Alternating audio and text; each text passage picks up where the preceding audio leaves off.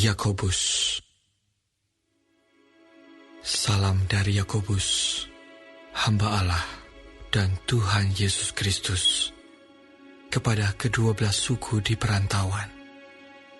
Saudara-saudaraku, anggaplah sebagai suatu kebahagiaan apabila kamu jatuh ke dalam berbagai-bagai pencobaan. Sebab kamu tahu bahwa ujian terhadap imanmu itu menghasilkan ketekunan. Dan biarkanlah ketekunan itu memperoleh buah yang matang, supaya kamu menjadi sempurna dan utuh dan tak kekurangan suatu apapun. Tetapi apabila di antara kamu ada yang kekurangan hikmat, hendaklah ia memintakannya kepada Allah, yang memberikan kepada semua orang dengan murah hati dan dengan tidak membangkit-bangkit, maka hal itu akan diberikan kepadanya. Hendaklah ia memintanya dalam iman, dan sama sekali jangan bimbang, sebab orang yang bimbang sama dengan gelombang laut yang diombang-ambingkan kian kemari oleh angin. Orang yang demikian janganlah mengira bahwa ia akan menerima sesuatu dari Tuhan. Sebab orang yang mendua hati tidak akan tenang dalam hidupnya. Baiklah saudara yang berada dalam keadaan yang rendah, bermegah karena kedudukannya yang tinggi, dan orang kaya karena kedudukannya yang rendah. Sebab ia akan lenyap seperti bunga rumput. Karena matahari terbit dengan panas yang terik dan melayukan rumput itu, sehingga gugurlah bunganya dan hilanglah semaraknya. Demikian jugalah halnya dengan orang kaya. Di tengah-tengah segala usahanya, ia akan lenyap. Berbahagialah orang yang bertahan dalam pencobaan, sebab apabila ia sudah tahan uji, ia akan menerima mahkota kehidupan yang dijanjikan Allah kepada barang siapa yang mengasihi Dia. Apabila seorang dicobai, janganlah ia berkata, "Pencobaan ini datang dari Allah," sebab Allah tidak dapat dicobai oleh yang jahat, dan ia sendiri tidak mencobai siapapun. Tetapi tiap-tiap orang dicobai oleh keinginannya sendiri, karena ia diseret dan dipikat olehnya. Dan apabila keinginan itu telah dibuahi, ia melahirkan dosa. Dan apabila dosa itu sudah matang, ia melahirkan maut. Saudara-saudara yang kukasihi, janganlah sesat. Setiap pemberian yang baik dan setiap anugerah yang sempurna datangnya dari atas, diturunkan dari Bapa segala terang. Padanya tidak ada perubahan atau bayangan karena pertukaran. Atas kehendaknya sendiri, ia telah menjadikan kita oleh firman kebenaran, supaya kita pada tingkat yang tertentu menjadi anak sulung di antara semua ciptaannya. Hai saudara-saudara yang kukasihi, ingatlah hal ini. Setiap orang hendaklah cepat untuk mendengar, tetapi lambat untuk berkata-kata, dan juga lambat untuk marah.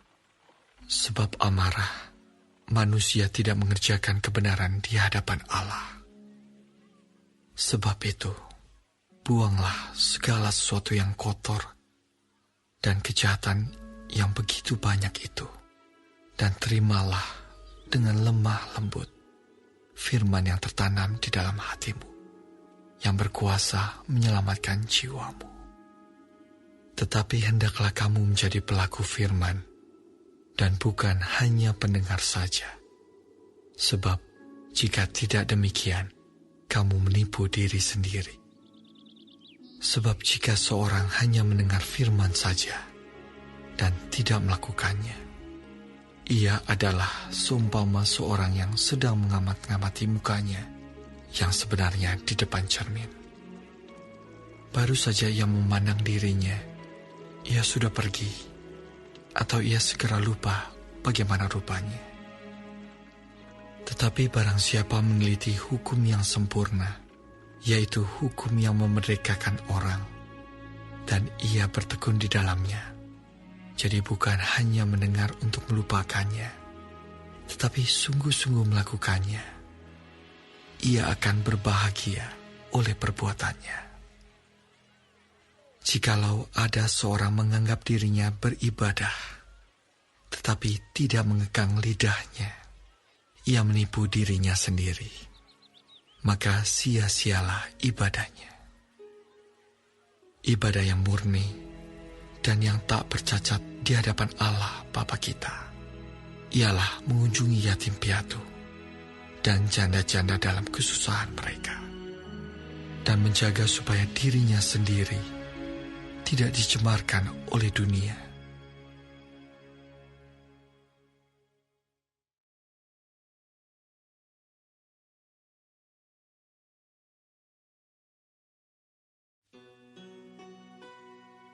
Saudara-saudaraku, sebagai orang yang beriman kepada Yesus Kristus, Tuhan kita yang mulia, janganlah iman itu kamu amalkan dengan memandang muka.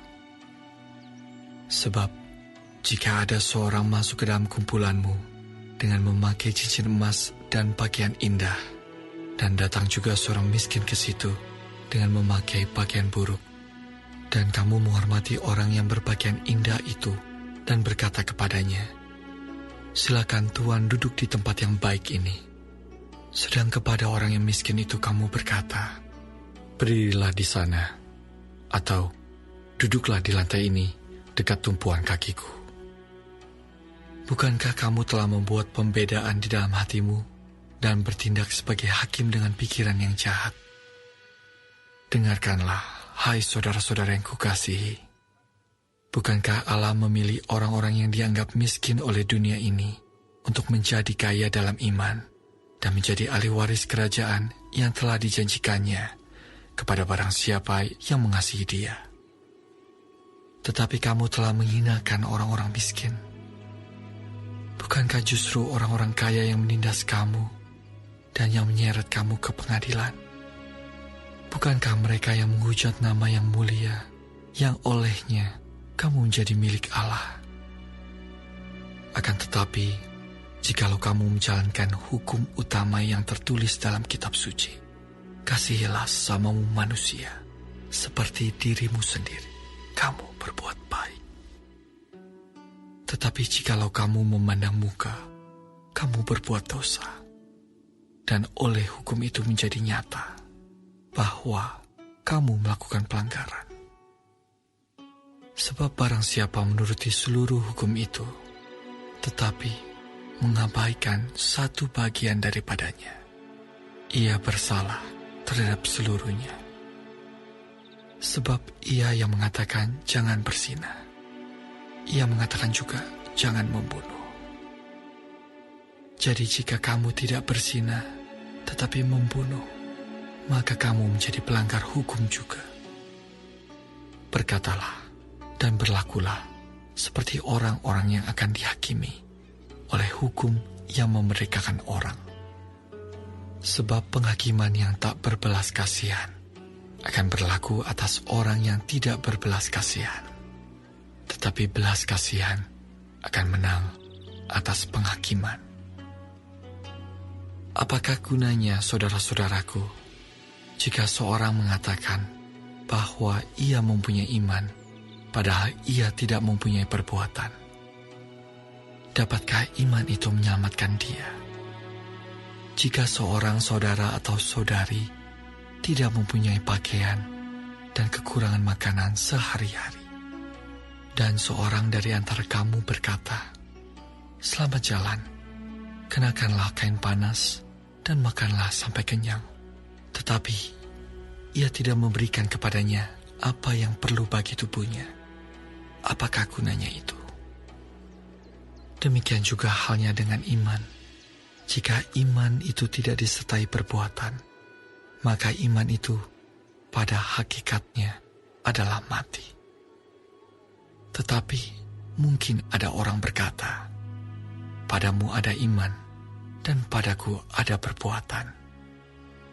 Aku akan menjawab dia, tunjukkanlah kepadaku imanmu itu tanpa perbuatan, dan aku akan menunjukkan kepadamu imanku dari perbuatan-perbuatanku.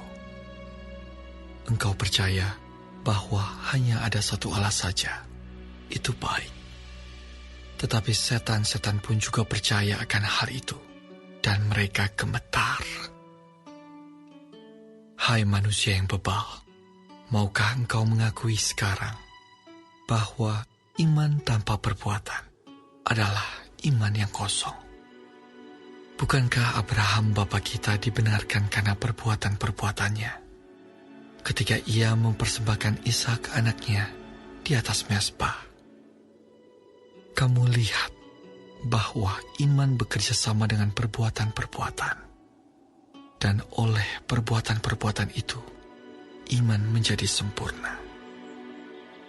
Dengan jalan demikian, genaplah nas ia mengatakan, lalu percayalah Abraham kepada Allah. Maka Allah memperhitungkan hal itu kepadanya sebagai kebenaran.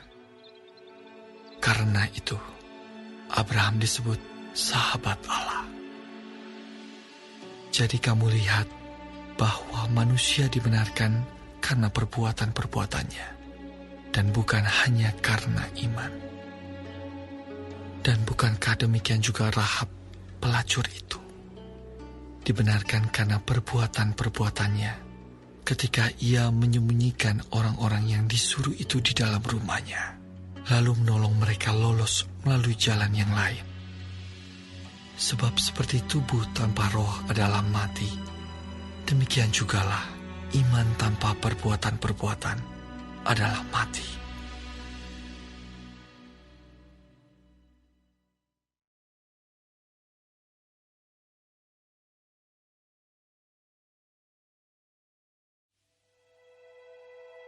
Saudara-saudaraku, janganlah banyak orang di antara kamu mau menjadi guru. Sebab kita tahu bahwa sebagai guru, kita akan dihakimi menurut ukuran yang lebih berat. Sebab kita semua bersalah dalam banyak hal. Barang siapa tidak bersalah dalam perkataannya, ia adalah orang sempurna, yang dapat juga mengendalikan seluruh tubuhnya. Kita mengenakan kekang pada mulut kuda, sehingga ia menuruti kehendak kita.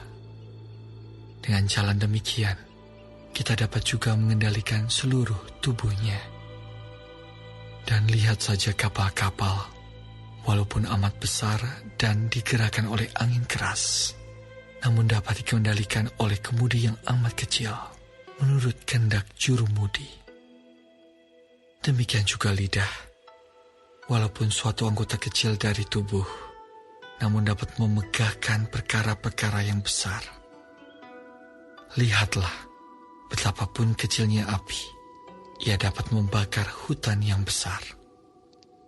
Lidah pun adalah api. Ia merupakan suatu dunia kejahatan dan mengambil tempat di antara anggota-anggota tubuh kita sebagai sesuatu yang dapat menodai seluruh tubuh dan menyalakan roda kehidupan kita, sedang ia sendiri dinyalakan oleh api neraka. Semua jenis binatang liar, burung-burung, serta binatang-binatang menjalar, dan binatang-binatang laut dapat dijinakan dan telah dijinakan oleh sifat manusia. Tetapi tidak seorang pun yang berkuasa menjinakkan lidah. Ia adalah sesuatu yang buas, yang tak terkuasai, dan penuh racun yang mematikan. Dengan lidah kita memuji Tuhan Bapa kita, dan dengan lidah kita mengutuk manusia yang diciptakan menurut rupa Allah. Dari mulut yang satu keluar berkat dan kutuk. Hal ini, saudara-saudaraku, tidak boleh demikian terjadi. Adakah sumber memancarkan air tawar dan air pahit dari mata air yang sama? Saudara-saudaraku, adakah pohon ara dapat menghasilkan buah zaitun? Dan adakah pokok anggur dapat menghasilkan buah ara? Demikian juga mata air asin tidak dapat mengeluarkan air tawar. Siapakah di antara kamu yang bijak dan berbudi? Baiklah ia dengan cara hidup yang baik, menyatakan perbuatannya oleh hikmat yang lahir dari kelemah lembutan. Jika kamu menaruh perasaan iri hati dan kamu mementingkan diri sendiri, janganlah kamu memegahkan diri dan janganlah berdusta melawan kebenaran. Itu bukanlah hikmat yang datang dari atas, tetapi dari dunia, dari nafsu manusia, dari setan-setan. Sebab di mana ada iri hati dan mementingkan diri sendiri, di situ ada kekacauan dan segala macam perbuatan jahat. Tetapi hikmat yang dari atas adalah pertama-tama murni, selanjutnya pendamai, peramah, penurut, penuh belas kasihan, dan buah-buah yang baik, tidak memihak dan tidak munafik. Dan buah yang terdiri dari kebenaran ditaburkan dalam damai untuk mereka yang mengadakan damai.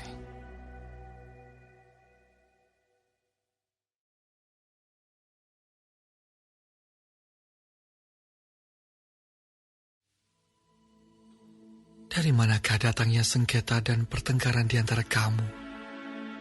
Bukankah datangnya dari hawa nafsumu yang saling berjuang di dalam tubuhmu? Kamu mengingini sesuatu, tetapi kamu tidak memperolehnya, lalu kamu membunuh.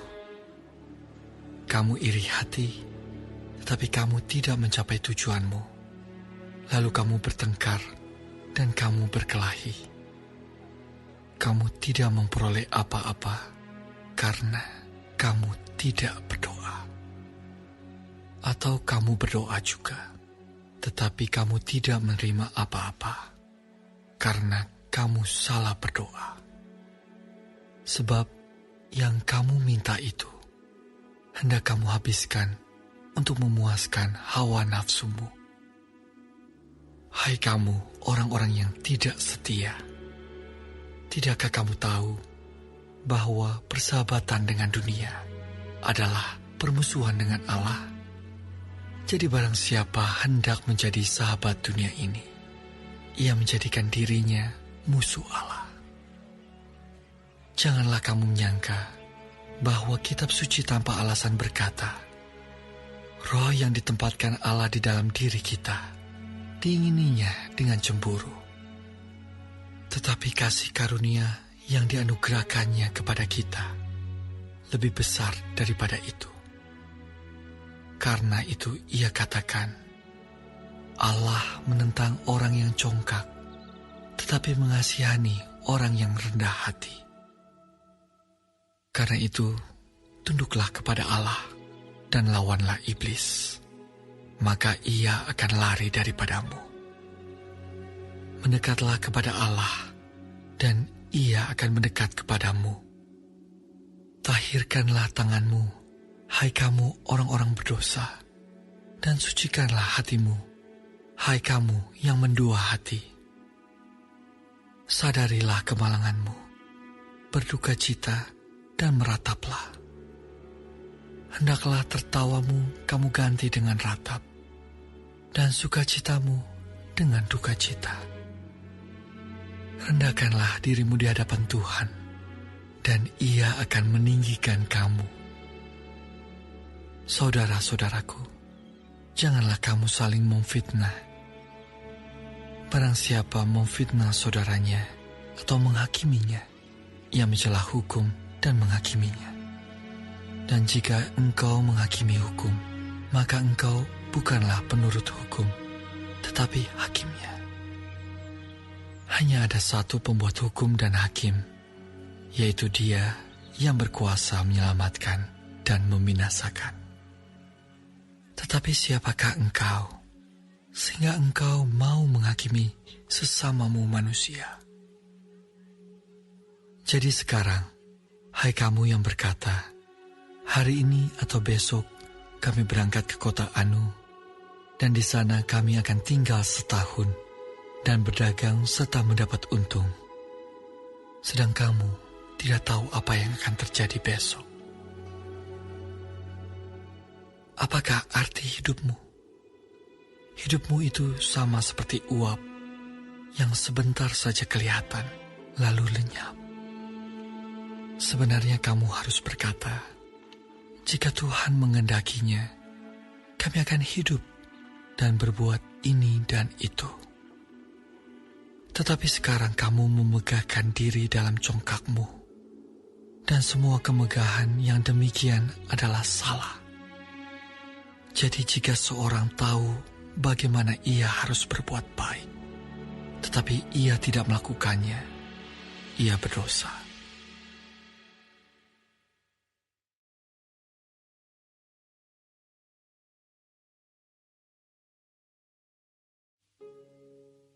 Jadi sekarang, hai kamu orang-orang kaya, menangislah dan merataplah atas sengsara yang akan menimpa kamu. Kekayaanmu sudah busuk, dan pakaianmu telah dimakan ngengat. Emas dan perakmu sudah berkarat, dan karatnya akan menjadi kesaksian terhadap kamu, dan akan memakan dagingmu seperti api. Kamu telah mengumpulkan harta pada hari-hari yang sedang berakhir. Sesungguhnya telah terdengar teriakan besar, karena upah yang kamu tahan dari buruh yang telah menuai hasil ladangmu, dan telah sampai ke telinga Tuhan semesta alam, keluhan mereka yang menyabit panenmu.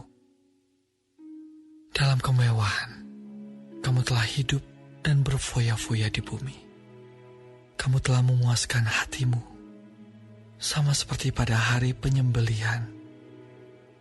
Kamu telah menghukum, bahkan membunuh orang yang benar, dan ia tidak dapat melawan kamu. Karena itu saudara-saudara, bersabarlah sampai kepada kedatangan Tuhan. Sesungguhnya petani menantikan hasil yang berharga dari tanahnya, dan ia sabar sampai telah turun hujan musim gugur dan hujan musim semi. Kamu juga harus bersabar dan harus meneguhkan hatimu, karena kedatangan Tuhan sudah dekat. Saudara-saudara, janganlah kamu bersungut-sungut dan saling mempersalahkan, supaya kamu jangan dihukum. Sesungguhnya, hakim telah berdiri di ambang pintu. Saudara-saudara, turutilah teladan penderitaan dan kesabaran para nabi yang telah berbicara demi nama Tuhan. Sesungguhnya kami menyebut mereka berbahagia, yaitu mereka yang telah bertekun. Kamu telah mendengar tentang ketekunan Ayub, dan kamu telah tahu apa yang pada akhirnya disediakan Tuhan baginya. Karena Tuhan Maha Penyayang dan penuh belas kasihan. Tetapi yang terutama, saudara-saudara, janganlah kamu bersumpah demi surga maupun demi bumi, atau demi sesuatu yang lain. Jika ya, hendaklah kamu katakan ya. Jika tidak, hendaklah kamu katakan tidak, supaya kamu jangan kena hukuman. Kalau ada seorang di antara kamu yang menderita, baiklah ia berdoa. Kalau ada seorang yang bergembira, baiklah ia menyanyi. Kalau ada seorang di antara kamu yang sakit, baiklah ia memanggil para penatua jemaat, supaya mereka mendoakan dia, serta mengolesnya dengan minyak dalam nama Tuhan. Dan doa yang lahir dari iman akan menyelamatkan orang sakit itu, dan Tuhan akan membangunkan dia. Dan jika ia telah berbuat dosa, maka dosanya itu akan diampuni. Karena itu, hendaklah kamu saling mengaku dosamu dan saling mendoakan, supaya kamu sembuh. Doa orang yang benar, bila dengan yakin didoakan, sangat besar kuasanya. Elia adalah manusia biasa, sama seperti kita. Dan ia telah bersungguh-sungguh berdoa, supaya hujan jangan turun, dan hujan pun tidak turun di bumi selama 3 tahun dan 6 bulan. Lalu ia berdoa pula, dan langit menurunkan hujan, dan bumi pun mengeluarkan buahnya.